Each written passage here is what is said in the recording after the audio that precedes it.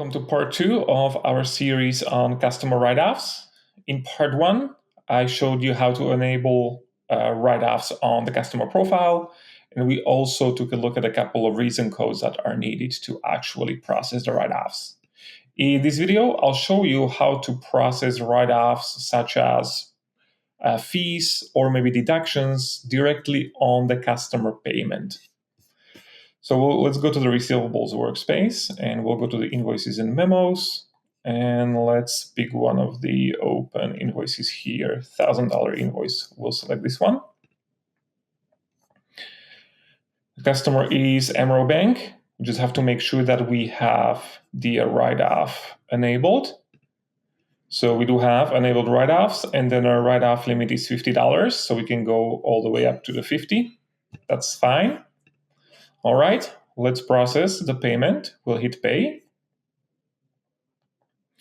And let's say that we only received $990 and the $10 was a fee, let's say a bank fee or a credit card fee for the sake of an argument. Could be also that the customer took an early payment discount, even though you received the payment after the fact, but you want to honor that and you will accept basically the payment with the early payment discount taken.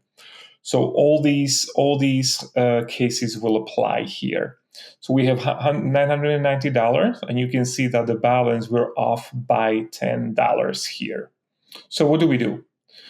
So what we'll do is we'll go to the amount paid, and what we'll say is for this invoice, the customer paid us $990. Okay.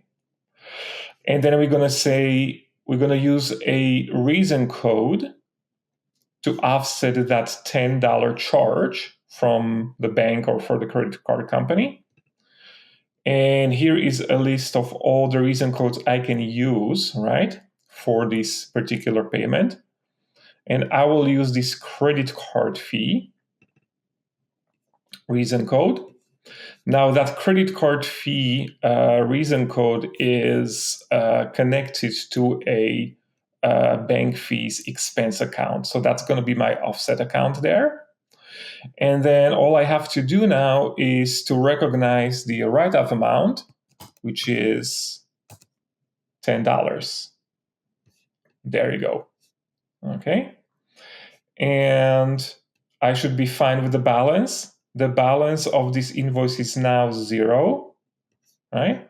I have my write-off amount of $10 and the $990 payment that I'm receiving from the customer. Let's release the document. There you go. So the document now posted to the ledger. I can go to the financial tab and let's take a look at the journal entry. All right. So here is our cash increase by $990. We relieved the receivable by $1,000. And then the $10 fee was actually posted to the bank service charges, which is an expense account. All right. So this approach works very well if you need to quickly apply a deduction or a fee to a payment. Now, if you have multiple fees that you need to apply, you won't be able to do that using this method because you've noticed that I was only able to select one reason code for a line item. So there is no way to allocate this across basically multiple expense accounts, for example, right? So in this case, you have two options. Option number one is going back to the invoice. If the invoice is in balance status, meaning that it has not posted to the ledger, you can go and you can use basically additional rows to add the additional charges and just add the negative amounts, right? To decrease the basically the total of the invoice itself. That's one way to do that. The other way to do that, if the invoice is already posted and it's in open status, it's posted in a ledger, you can't really reopen it. In that case, you will have to create a credit memo. So you will create a credit memo as a standalone document for that customer. you will add the rows with all the fees and charges separately, so that they're keyed into a correct GL account. And then when you're processing the payment, instead of using the write-off code, you leave that empty, right?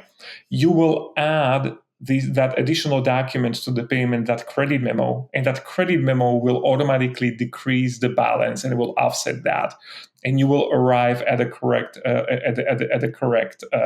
balance, which will equal the payment that you received. All right, so that's the second way how you can manage these.